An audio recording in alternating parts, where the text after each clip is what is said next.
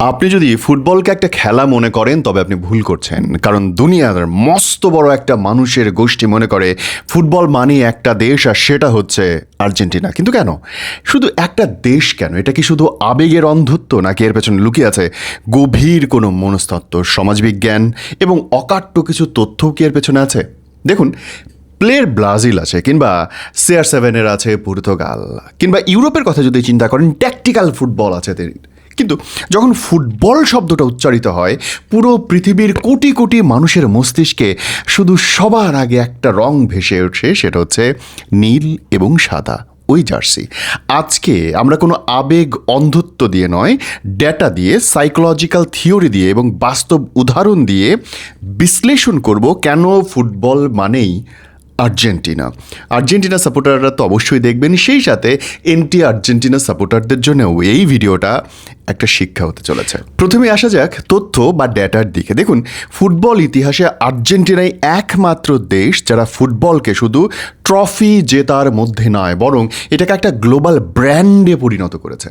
ফিফার official data এবং social media অ্যানালিক যেমন হুটসুট বা ক্রাউড ক্যাঙ্গেল, এই রিপোর্টগুলো অনুযায়ী 2022 সালে বিশ্বকাপ ফাইনালের সময় এবং তারপরের পুরো এক বছর 365 দিন ধরে বিশ্বজুড়ে সোশ্যাল মিডিয়া সবচেয়ে বেশি সার্চ করা এবং এনগেজমেন্ট শব্দের নাম ছিল আর্জেন্টিনা ফুটবল।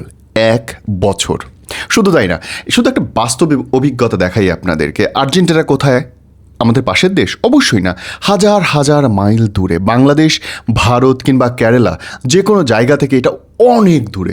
ভৌগোলিক, রাজনৈতিক, ভাষাগত কোনো মিল তাদের সঙ্গে আমাদের নেই। অথচ এই অঞ্চলে দাবি নিয়ে বলতে পারি বাংলাদেশের 18 কোটি মানুষ, কলকাতার আরও 10 কোটি। এই 28 কোটি মানুষের মধ্যে কম করে 20 কোটি মানুষ আর্জেন্টিনা মানে নীল সাদার সমর্থক। আন্তর্জাতিক সমীক্ষা বলে ফুটবল ইতিহাসে সবচেয়ে বড় 3টি বৈশ্বিক ইমোশনাল ওয়েভ বা আবেগের জোয়ার তৈরি হয়েছিল তিনটাই যেই বছরগুলোকে কেন্দ্র করে, তা হচ্ছে 1986, 2014 এবং 2022। আর এই 3টি জোয়ারেরই কেন্দ্রবিন্দু ছিল মাত্র একটি দল, তার নাম আর্জেন্টিনা। সমাজবিজ্ঞানীর তত্ত্বগুলো কি বলে? আন্ডারডগ মিথ এবং ম্যারাডোনা ফ্যাক্ট আপনাদেরকে আরও একবার মনে করিয়ে দিই। দেখুন, তত্ত্ব বলছে সমাজবিজ্ঞানে অত্যন্ত শক্তিশালী, সেটাকে বলা হয় আন্ডারডগ মিথ বা দুর্বলের জয়ের রূপকথা। আমরা দেখতে পছন্দ করি দুর্বলরা জিতে যাচ্ছে, কারণ তাতে আমরা তার সঙ্গে একাগ্রতা আনতে পারি। মানুষ সবসময় চায় ক্ষমতার বিরুদ্ধে লড়াই করে জেতার গল্প। আর্জেন্টিনা ফুটবল দল এবং দিয়াগো ম্যারাডোনার উত্থান এই তত্ত্বের একটা বড় উদাহরণ। আমি বলছি 1986 সালের কথা, যখন আর্জেন্টিনা বিশ্বকাপ জেতে তার ঠিক 4 বছর আগে। আপনারা হয়তো অনেকেই জানেন না, 1982 সালে ফকল্যান্ডের সঙ্গে ব্রিটেনের কাছে আর্জেন্টিনা পরাজিত হয়েছিল যুদ্ধে। আর্জেন্টিনার মানুষের আত্মসম্মান তখন ধুলোয় মিশে গিয়েছিল ভাই। ঠিক সেই সময় দিয়াগো ম্যারাডোনা ফুটবল মাঠে একাই হারিয়ে দিয়েছিলেন ইংল্যান্ডকে।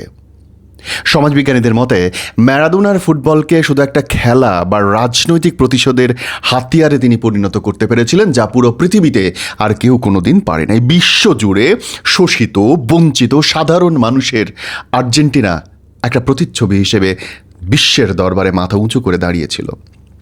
আর্জেন্টিনা মানেই হলো সম্পদ বা ক্ষমতা নয়, কেবল প্রতিভা দিয়ে, জেদ দিয়ে বিশ্ব জয় করা সম্ভব, এটা দেখিয়ে দেবার মতো একটা দেশ। আর্জেন্টিনা মানুষের হৃদয়ে চিরতরে ওই যে আসন গেড়ে বসলো, তারপর থেকে এখনও তারা মনের মণিকোঠায় রাজ আসন নিয়ে বসে আছে। সমাজবিজ্ঞানীদের ভাষায় প্যারাসোশ্যাল রিলেশনশিপ এবং মেসি ইম্প্যাক্ট, এইটাও এই প্রজন্মের তরুণদের পাগল হওয়ার অন্যতম একটা কারণ।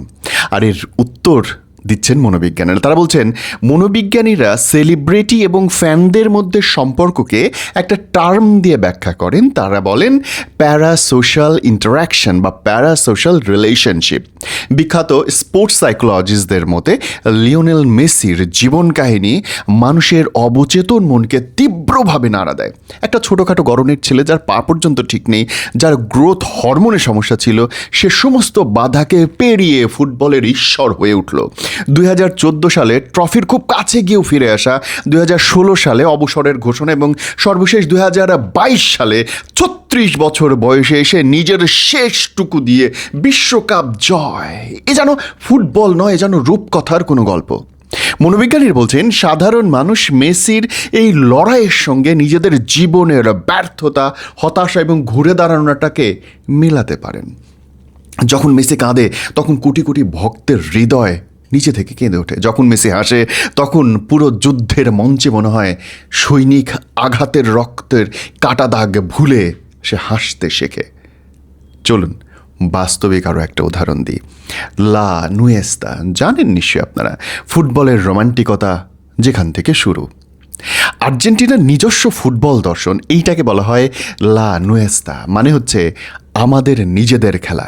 ইউরোপীয় ফুটবল যেখানে অনেক বেশি রোবোটিক, পাওয়ার বেসড এবং ট্যাকটিক্যাল, আর্জেন্টিনা সেইখানটায় খেলে ড্রিবলিং, সৃজনশীলতা এবং ব্যক্তিগত দক্ষতার এক অনন্য উদাহরণ নিয়ে।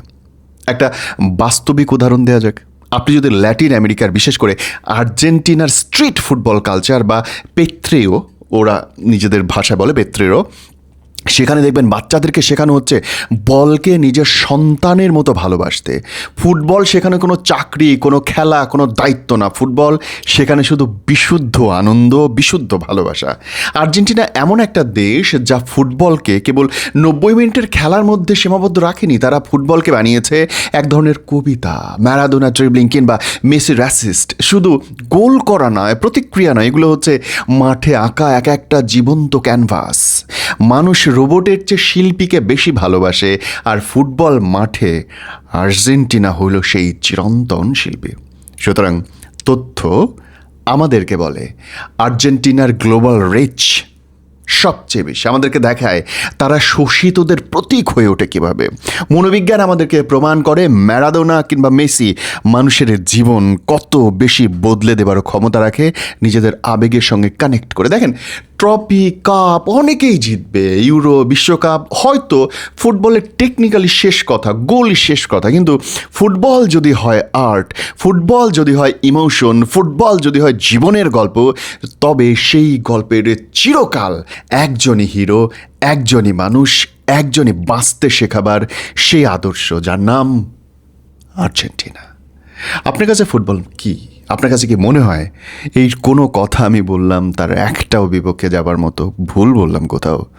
আর্জেন্টিনাকে ভালোবাসতে হবে আপনাকে নিজের জীবনকে ভালোবাসার জন্যে, বদলে দেবার জন্যে, গরিব মানুষ থেকে বড়লোক হওয়ার জন্যে, শোষিত থেকে ক্ষমতায় যারা আছে তাদেরকে লাথি দিয়ে ফেলে দেবার জন্যে।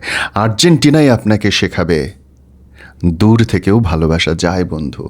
আর ভালোবাসা হয় কোনো পাওয়ার প্লে দিয়ে না, ক্ষমতা দিয়ে না, কেবল আবেগ দিয়ে।